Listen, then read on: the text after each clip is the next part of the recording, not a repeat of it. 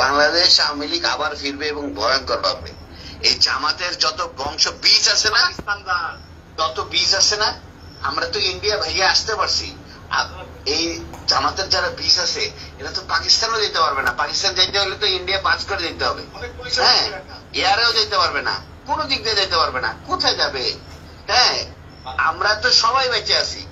হয়তোবা কিছু লোকজন নিরীহ কিছু নেতা কর্মীদের উপর অত্যাচার করে মেরে ফেলানো হয়েছে। হ্যাঁ, ম্যাক্সিমাম বেঁচে আছি। কিন্তু বাংলাদেশ আওয়ামী লীগের 4 কোটির উপরে নেতা কর্মী আছে, একদম নেতা কর্মী। এর মধ্যে হয়তোবা 50 লাখ মারতে পারবে, 3.5 কোটি বেঁচে আছে। কোথায় যাবে?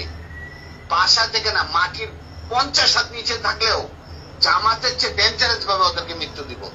ওরা কি মারছে, হচ্ছে ভয়ঙ্কর ভাবে মারবো। এটা প্রশাসনের লোক হোক, আর্মির লোক হোক, আর ওই রাজনৈতিক নেতা কর্মী হোক, কাউরে মাফ করবো না। মনে রেখেন আপনি ওসি সাহেব।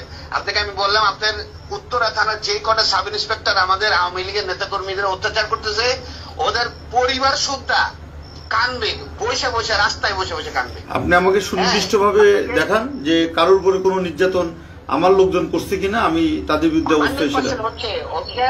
শোনেন, আমরা কোন অত্যাচারিত হয়ে আপনার মতো একজন থানা ইনচার্জকে ফোন করে এই রাত 1টা বাজে আপনাকে ফোন করে এত ডেসপারেটনেস কথা বলতেছে, আপনি বুঝতে পারতেছেন না আমাদের ওয়ালে কতটুকু পিঠ থেকে গেছে। হ্যাঁ, আমরা কিন্তু মার্ডার মামলার আসামি, 47টা মার্ডার মামলার আসামি। জানিও না কয়টা মার্ডার করছি। হ্যাঁ, আমি কিন্তু জানিও না যে আমি কয়টা মার্ডার মামলা করছি। কিন্তু আপনারা আমাদের নামে একটি মামলাও, আপনার একটি মামলাও কিন্তু পুলিশবাদী মামলা না। ওসি সাহেব, পুলিশি মামলাগুলো নিছে বিনা তদন্তে। হ্যাঁ, একটা আইন কাঠামোতে কোনোদিন বিনা তদন্তে কোনো মামলা হয় না। আপনার পুলিশ এতগুলো মারা গেল, কই আপনার একটা মামলা ফাইল করতে বলেন না আজ পর্যন্ত? ওসি সাহেব, এটা তো আমাদের ব্যর্থতা।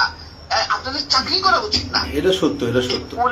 এই পুলিশগুলো যাই হোক, আওয়ামী লীগ বলেন, ধরেন ওরা আওয়ামী লীগের পরিবারের, কিন্তু পুলিশ ছিল তো।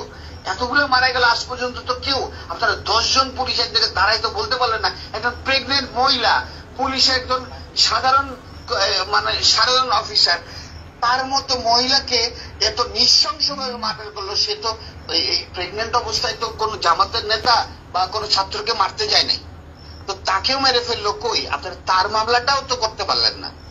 তো আপনারা এগুলো সিদ্ধান্ত হচ্ছে, এগুলো সব মামলা হবে, কোন সিদ্ধান্তই আপনাদের বাস্তবায়ন হবে না।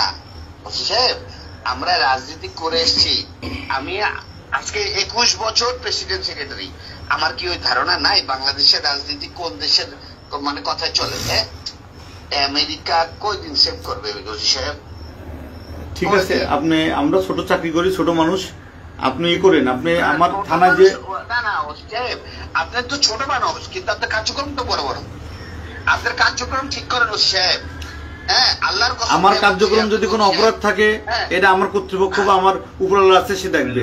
তবে আমার কোনো অফিসার যদি অন্যায় করে থাকে, আপনি সেটা আমাকে দেন, আমি সেটা দেখবো। আমার বিরুদ্ধে যদি কোনো অভিযোগ থাকে সেটা দেন, আমি সেটা জবাব দেবো।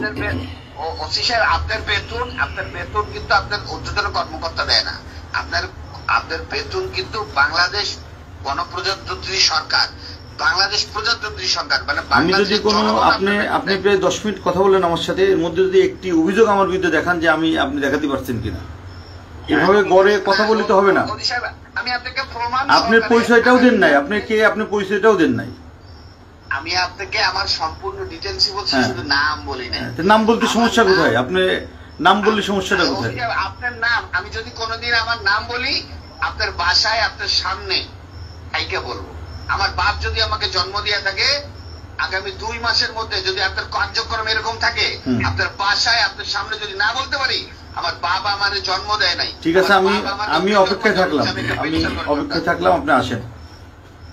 হ্যাঁ, আমি আপনাকে মনে রাখেন, আপনি আরেকবার আরো যদি এরকম আপনার কার্যক্রম চলে, আগামী 2 মাসের মধ্যে আপনার সঙ্গে আমার একদম সরাসরি দেখা হবে। এবং আমার নাম আপনার যদি সরাসরি আপনার মনে না থাকে, আমার বাপ আমার জন্ম দেয়নি। ঠিক আছে, আপনি আসেন, 2 মাস ওয়েট করলাম। আর্মির হেল্প নিয়েন আপনি ওসি সাহেব, যদি আপনি এরকম কার্যক্রম থাকে, আপনার বাংলাদেশ আর্মির হেল্প নিয়ে। ঠিক আছে, অপেক্ষা করলাম, আসেন। জি জি, থ্যাংক ইউ ওসি সাহেব।